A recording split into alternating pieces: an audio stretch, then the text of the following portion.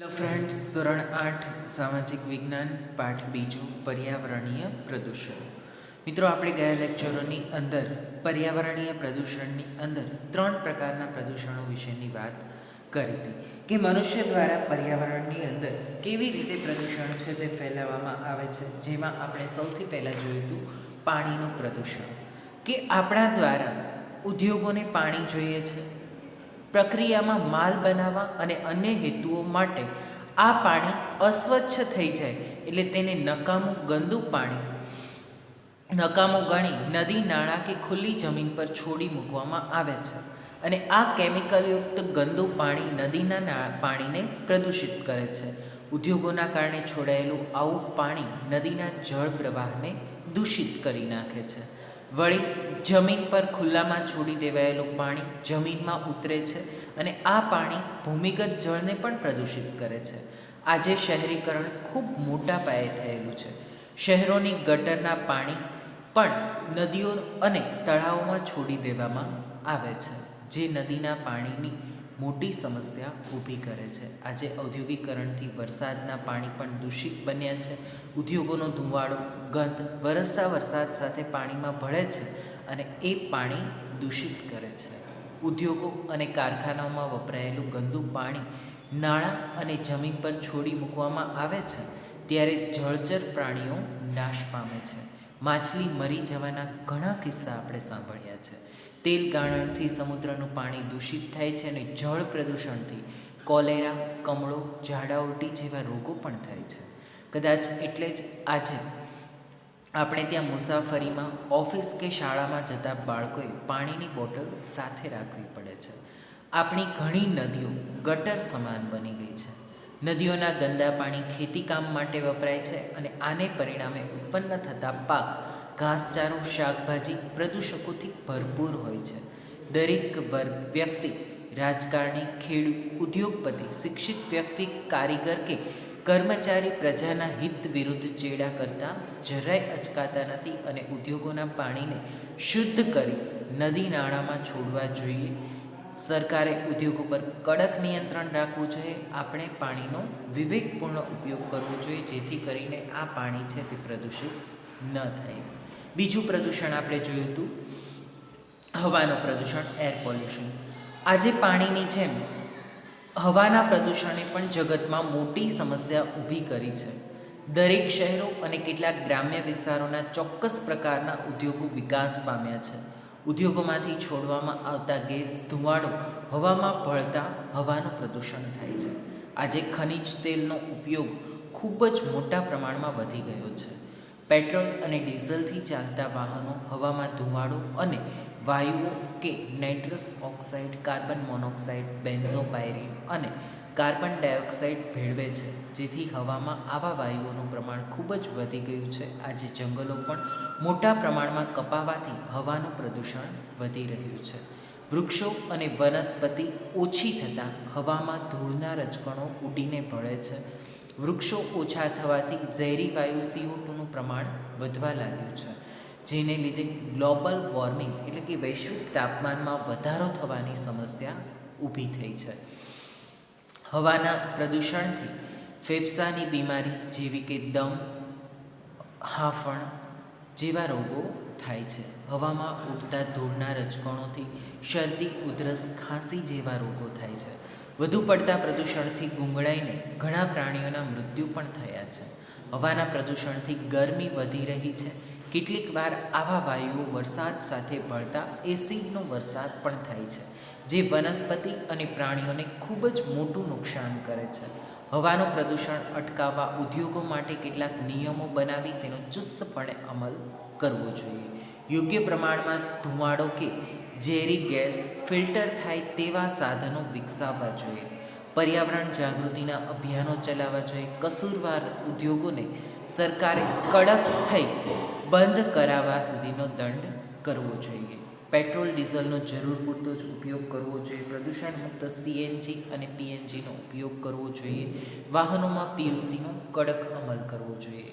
ત્યાર પછીનું પ્રદૂષણ આપણે જોયું હતું, જે હતું ભૂમિનું પ્રદૂષણ. તો ભૂમિનું પ્રદૂષણ સહેલાઈથી નજરે પડે તેમ નથી. આજે વિકસતા વિશ્વમાં ભૂમિનું પ્રદૂષણ ખૂબ મોટા પ્રમાણમાં વધવા પામ્યું છે. વિકસેલા ઉદ્યોગો અને ગટરોના પાણી ખુલ્લી જમીન પર છોડી દેવાતા તે જમીનને બગાડે છે. ઉદ્યોગો કારખાનાવાળા જરૂર હોય તેના કરતાં વધુ જમીન પ્રાપ્ત કરે છે, જે એમના કહેવા પ્રમાણે ભવિષ્યના વિકાસ માટે હોય છે. ઉદ્યોગોના વિકાસ સારી ખેતીલાયક જમીન ઉપર થાય છે ત્યારે તે જમીનને નુકસાન કરે છે. ઉદ્યોગો પોતાનો નકામો ઘન કચરો જમીનમાં નાખી રાખે છે. આજે પોલિથીન એટલે કે પ્લાસ્ટિકનો ઉપયોગ ખૂબ મોટા પ્રમાણમાં થવા લાગ્યો છે. પ્લાસ્ટિક જમીનમાં ભળતું નથી અને જમીન બગાડે છે. શહેરી કચરો જેમાં ખોખા, પ્લાસ્ટિક, સ્ક્રેપ અને રાસાયણિક પદાર્થો હોય છે, જે ઊંડી સારી જમીનો ખેતરોમાં પડે છે અને જમીન પ્રદૂષિત કરે છે.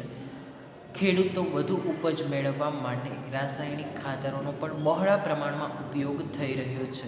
જમીનને બગાડવા અને પર્યાવરણને નુકસાન કરવામાં તે મોટો ભાગ ભજવે છે. આજે ઉદ્યોગો અને ગટરોનો ઉપયોગ ઉપજાઉ જમીનમાં થવાથી તેમાં પાકતા અનાજ, શાકભાજી દૂષિત થાય છે, જેના લીધે ક્ષય અને હાડકાના રોગો થાય છે.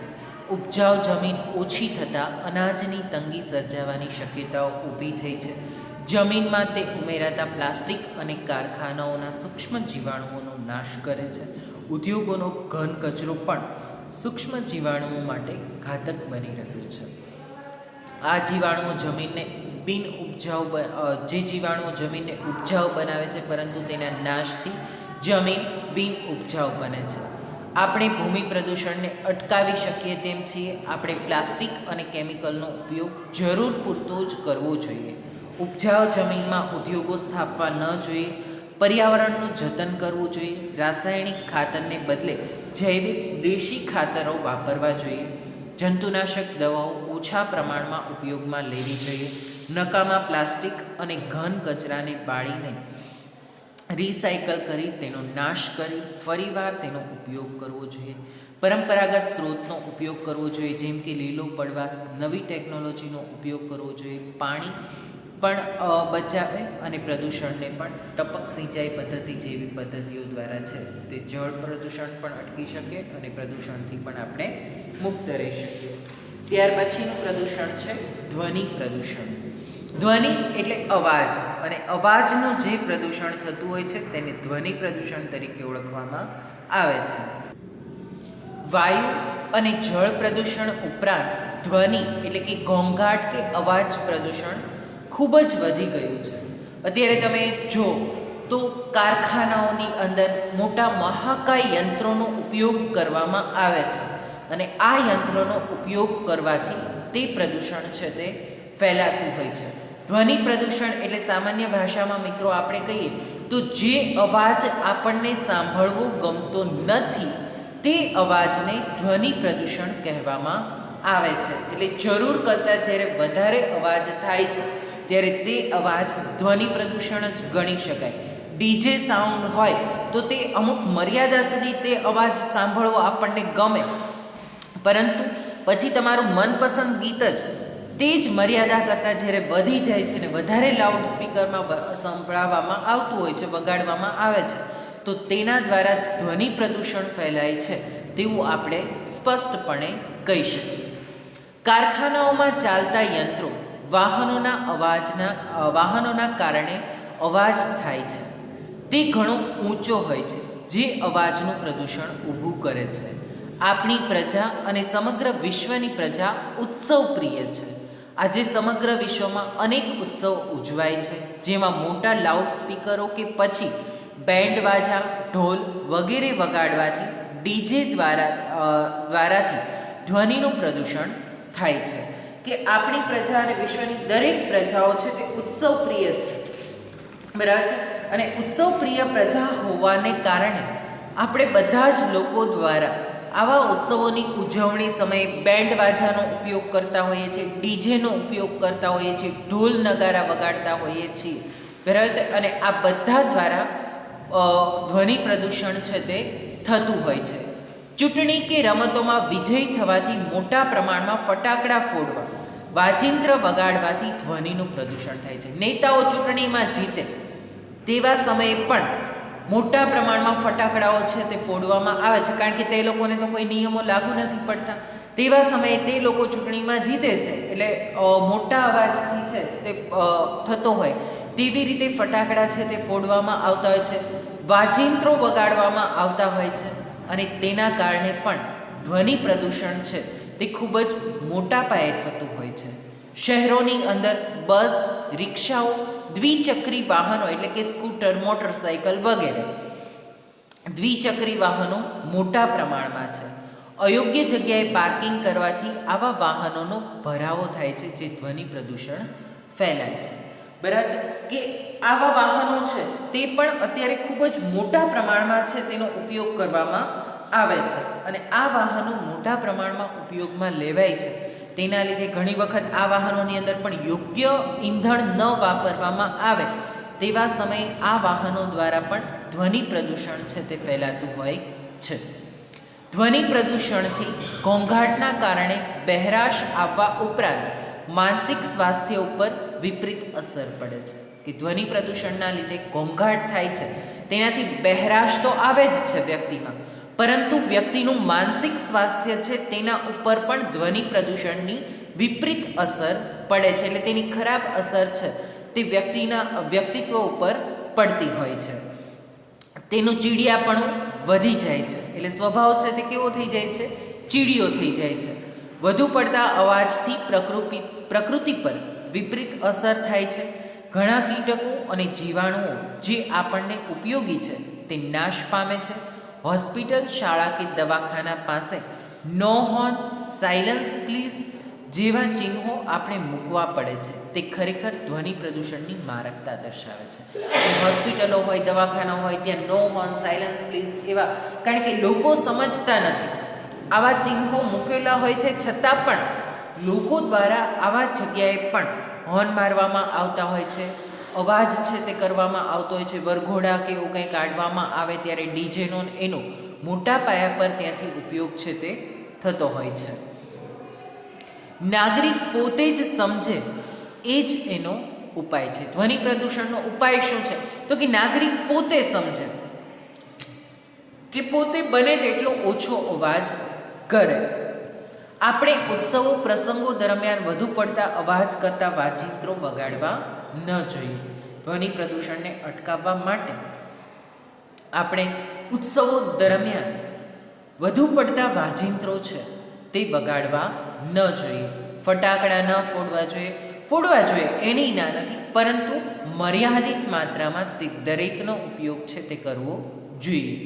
વાહનો યોગ્ય સમયે સર્વિસ કરાવવા જોઈએ, નહીંતર પછી વાહન છે તે અત્યંત દૂર હોય તો એ વાહનનો અવાજ એટલો બધો આવે કે દૂરથી ખ્યાલ આવી જાય કોકનું વાહન છે તે નીકળ્યું છે. બરાબર છે? તો એ વાહનો દ્વારા પણ ધ્વનિ પ્રદૂષણ ફેલાતું હોય છે, તો તેને યોગ્ય સમયે સર્વિસ કરાવતા રહેવું જોઈએ, જેથી કરીને તેમાંથી અવાજ ઓછો આવે. પીયુસી પોલ્યુશન અંડર કંટ્રોલના નિયમો કડક બનાવવા જોઈએ. વાહનો માટે તે વાહન કેટલું પ્રદૂષણ ફેલાવે છે, તેની અંદર અવાજનું પ્રદૂષણ કેટલું ફેલાવે છે અને વાયુ પ્રદૂષણ કેટલું ફેલાવે છે, તે બંને માપી શકાતું હોય છે.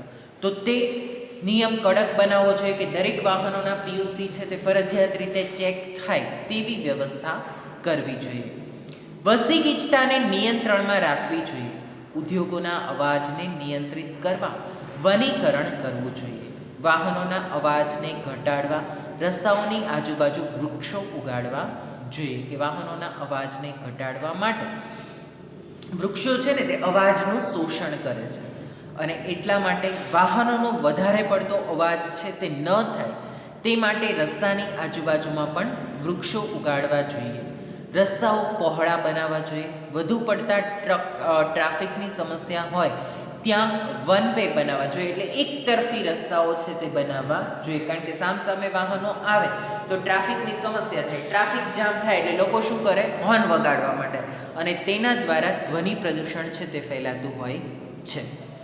આપણી સમય સૂચકતા અને સમજદારી જ આપણને પ્રદૂષણથી બચાવી શકે. કે આપણે સમયસર જાગૃત થઈએ અને સમજદાર વ્યક્તિ કે સમજદાર નાગરિક તરીકે જ્યારે આપણે કામ કરીએ છીએ તો જ આપણે ધ્વનિ પ્રદૂષણથી બચી શકીએ છીએ. તમને કેવો અવાજ ગમે છે, શું કામ? એવો વિચાર છે તે તમારે કરવાનો છે. તો મોટે ભાગે છે તે આપણને કેવો અવાજ ગમતો હોય છે? મનને શાંતિ અપાવે તેવો અવાજ છે તે આપણને ગમે છે. આપણે રિલેક્સ થઈ શકીએ તેવો અવાજ. વધારે પડતો અવાજ છે તે લાઉડ સ્પીકર આપણને ક્યારેય ગમતા નથી. હા, ઘણા લોકોને ફૂલ મ્યુઝિક હોય કે સારા ગમતા ગીતો હોય તો બહુ જોરથી સાંભળવા ગમતા હોય છે, પણ એ કેટલી વાર તમને ગમશે? 10 મિનિટ, 15 મિનિટ.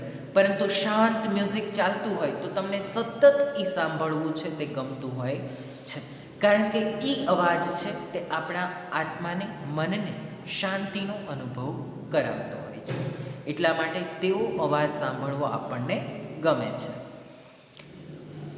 ત્યાર પછી છે પાણી કેટલું અમૂલ્ય છે એ સૌને સમજાય છે, છતાં મિનરલ વોટર ખરીદતી વખતે આપણે પાણીની કટોકટીને ગંભીરતાથી લેતા નથી. બરાબર છે કે પાણી કેટલું અમૂલ્ય છે બધાને ખબર છે, છતાં પણ આપણે મિનરલ વોટર ખરીદીએ છીએ. 20 રૂપિયાની એક બોટલ આપણે ખરીદતા હોઈએ છીએ.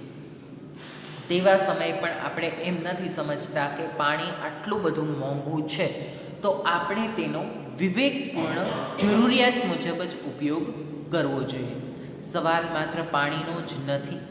ગાંધીજીએ કહેલું છે કે જળ, જમીન અને જંગલ સામુદાયિક સ્ત્રોત છે. એટલે કે તમારી કે મારી કોઈની એકની માલિકીના નથી, તે સમગ્ર સમુદાયના સ્ત્રોત છે. તેવું ગાંધીજીએ કીધું છે. આપણા એકના નથી, તે દરેક સમુદાયનો સ્ત્રોત છે. ત્યાર પછી સમુદ્ર સામુદાયિક સ્ત્રોત છે, તેની ઉપર સૌનો હક છે. વેપારની વસ્તુ બનાવવાથી તેને વેપારની વસ્તુ બનાવવી તે નૈતિક ગુનો છે, કે આની ઉપર છે ને બધાનો અધિકાર રહેલો છે. મનુષ્યનો અને પ્રાણીઓનો પણ અધિકાર છે તેની ઉપર રહેલો છે, અને તેને વેપારની વસ્તુ બનાવવામાં આવે તો તે એક નૈતિક ગુનો છે તે બની જાય છે. એટલા માટે જળ, જમીન અને જંગલ તેનું વ્યાપારીકરણ છે તે થવું ન જોઈએ. માનવ નિર્મિત સમસ્યાઓમાં પર્યાવરણનું પ્રદૂષણ અગ્રસ્થાને છે, આગળ પડતી સમસ્યા છે. એનો ઉત્તર શોધવો આપણી સહિયારી સામૂહિક જનચેતનાની જવાબદારી બની ગઈ છે. આજે પ્રદૂષણ માટે તમામ લોકોએ પોતાની જવાબદારી સમજી સ્વચ્છ અને તંદુરસ્ત બનાવવા માટે તેનો યોગ્ય ઉપયોગ છે તે કરવો જોઈએ. કે આજે પ્રદૂષણ માટે આપણે બધાએ સમજી પ્રદૂષણ ન ફેલાય તે માટેના પ્રયાસો છે તે કરવા જોઈએ. અને લોક જાગૃતિ આવે, આપણા અંદર જાગૃતિ આવે તો જ પ્રદૂષણને છે તે આપણે અટકાવી શકીએ છીએ. નહીંતર પ્રદૂષણ ફેલાતું આપણે અટકાવી શકીએ નહીં. અને પ્રદૂષણ જો દિવસે ને દિવસે વધતું જાય તો આજે જેમ પ્રાણીઓને, પક્ષીઓને આપણી જરૂરિયાત છે, તેમ આવતીકાલે આપણે પણ પર્યાવરણ માટે તરફડિયા મારતા હોય તેવી સ્થિતિ ઊભી થવામાં વાર નહીં લાગે. અહીં એક ફોટો મૂકવામાં આવેલો છે જે લોક જાગૃતિ માટેના સૂત્રો છે. તેમાં ઉપર કેટલાક પ્રાણી અને પક્ષીઓ દર્શાવેલા છે, બરાબર છે. તેના બચ્ચાઓ મૂકેલા છે. તેને શું કહે છે તે કે વી રિક્વેસ્ટિંગ યુ, કે અમે તમને વિનંતી કરીએ છીએ. શું વિનંતી કરે છે? તો સેવ ધ એન્વાયરમેન્ટલ, અને એન્વાયરમેન્ટલ વિલ સેવ અસ. એટલે કે આપણે પર્યાવરણની જાળવણી કરવી જોઈએ, પર્યાવરણ આપણી જાળવણી કરશે. If you do not want to leave then don't leave, but about us. તમે તેના વગર રહી શકતા નથી તો તે પણ તમારી વગર રહી શકતું નથી. એટલે આ બંને વિશે આપણે વિચારવું જોઈએ. સ્વાધ્યાયના પ્રશ્નો છે તેની ચર્ચા કરીએ તો પ્રશ્ન પહેલો છે, નીચેના પ્રશ્નોના જવાબ આપો. જેમાં પહેલો પ્રશ્ન છે પ્રદૂષણ એટલે શું? તો પ્રદૂષણ એટલે એવી ઘટના કે પર્યાવરણના જીવન માટે મહત્ત્વના અંગો પાણી, જમીન અને હવા હાનિકારક પદાર્થોથી દૂષિત થાય છે, અને માનવ જીવન અને પર્યાવરણ પર પ્રદૂષણથી વિપરીત અસરો થાય છે. બરાબર, આને છે પ્રદૂષણ કહેવામાં આવે છે. મેડિકલ વેસ્ટ કેવી રીતે પ્રદૂષણ ફેલાવે છે? મેડિકલ વેસ્ટ એટલે કે દવાઓનો એનો જે કચરો છે તે કેવી રીતે પ્રદૂષણ ફેલાવે છે તેવું આ પ્રશ્નમાં પૂછવામાં આવેલું છે. તો મેડિકલ વેસ્ટ એટલે પ્રસૂતિગૃહ, હોસ્પિટલ વગેરે સ્થળોએ દર્દીઓને સારવારમાં વપરાયેલી સાધન સામગ્રીનો કચરો. આ પદાર્થો જંતુરહિત કર્યા વગર નાખી દેવામાં આવે તો હવા અને પાણી પ્રદૂષિત થાય છે અને રોગો થાય છે. ગળફા, મળમૂત્ર, ઝાડા, ઉલટી, પરુ વગેરે જાતના રોગોના જીવાણુઓ હોય છે કે આ બધાની અંદર છે. તમે દાખલા તરીકે છે કોઈ પણ લેબોરેટરીની અંદર કોઈ ટેસ્ટ કરાવવા માટે જાઓ છો, બરાબર છે, તો તમારા ગળફાનું, મળમૂત્રનું, ઝાડા, ઉલટી, પરું, રસી તમને થઈ ગઈ હોય તેનો ટેસ્ટ કરવામાં આવતો હોય છે. તેના સેમ્પલ છે એ તમે મેડિકલને લેબોરેટરીમાં આપતા હોય છો. હવે આ સેમ્પલ છે તેને સીધા નાખી દેવામાં આવે તો તેની અંદર તો જીવાણુ હોય. આ જીવાણુઓ છે તે રોગોના જીવાણુ હોય છે અને તે જીવાણુ અન્ય વ્યક્તિઓને પણ તેનો ચેપ છે તે લગાડતા હોય છે. તો આ પ્રમાણે મેડિકલ વેસ્ટ છે તે પ્રદૂષણ ફેલાવે છે. શું ઇલેક્ટ્રોનિક સાધનો કોઈ પણ પ્રકારનું પ્રદૂષણ ફેલાવે છે? કેવી રીતે? માનસિક સ્વાસ્થ્ય અને વધુ પડતા ઘોંઘાટથી બહેરાશ પણ આવે છે. ધ્વનિ પ્રદૂષણ કેટલાક ઇલેક્ટ્રોનિક સાધનો ફેલાવે છે. વીજળીથી ચાલતા વાજિંત્રો, રેડિયો, ટીવી, ડીવીડી વગેરે જેવા મોટા અવાજમાં વગાડવામાં આવે ત્યારે ધ્વનિનું પ્રદૂષણ થાય છે, એટલે કે અવાજ પ્રદૂષણ છે તે થતું હોય છે. તમને કેવું વાતાવરણ ગમે છે? કેમ? મને શાંત વાતાવરણ વધુ ગમે છે. વાતાવરણમાં ધરતીની મહેક અને ફૂલોની સુગંધ હોય તેવું વાતાવરણ વધુ ગમે છે. આવા વાતાવરણમાં રહેવાનું મળે તો સારું મન સ્વસ્થ રહે, જેથી આપણી પ્રવૃત્તિઓ વધારે આગળ વધારી શકીએ છીએ. શુદ્ધ અને સ્ફૂર્તિદાયક વાતાવરણ ગમે જેમાં પૂરતા પ્રમાણમાં ઓક્સિજન હોય તેમજ અન્ય વાયુ અને રજકણોનું પ્રમાણ તેમની કુદરતી માત્રામાં હોય, ઝેરી વાયુઓનો અભાવ હોય, આવું વાતાવરણ મને વધારે ગમે છે. ત્યાર પછીનો પ્રશ્ન છે, નીચેના તમારા જીવન સાથે શું સંબંધ છે તે લખો. સૌથી પહેલું છે ખેતર. તો ખેતરના શેઢે પશુઓ અને પ્રાણીઓ માટે પૌષ્ટિક ઘાસચારો ઉગાડવામાં આવે છે. ખેતર આપણને વિવિધ પ્રકારના પાકોનું ઉત્પાદન કરીએ છીએ, જેને આપણે ખોરાક તરીકે કરીએ છીએ ઉપયોગ. તે ઉપરાંત ખેતી આધારિત ઉદ્યોગોમાં પણ કામ કરીએ છીએ આપણે, કે ખેતરો દ્વારા છે તે આપણને આપણી જીવાદોરી સમાન સૌથી વધારે તો આપણને શું પ્રાપ્ત થાય છે? અનાજ પ્રાપ્ત થાય છે. આ ઉપરાંત ઉદ્યોગો માટેનો કાચો માલ, દાખલા તરીકે કાપડ ઉદ્યોગ છે તો તેનો કાચો માલ શું છે? તો કપાસ. એ ક્યાંથી પ્રાપ્ત થાય છે? ખેતરોમાંથી પ્રાપ્ત થાય છે. ત્યાર પછી છે શાળા. શાળામાં વિવિધ પ્રકારની પ્રવૃત્તિઓ કરાવવામાં આવે છે, જેને કારણે વિદ્યાર્થીઓનું ઘડતર થાય છે. વિદ્યાર્થીઓ માટે શાળા શિક્ષણ અને સંસ્કાર મેળવવાનું મંદિર છે.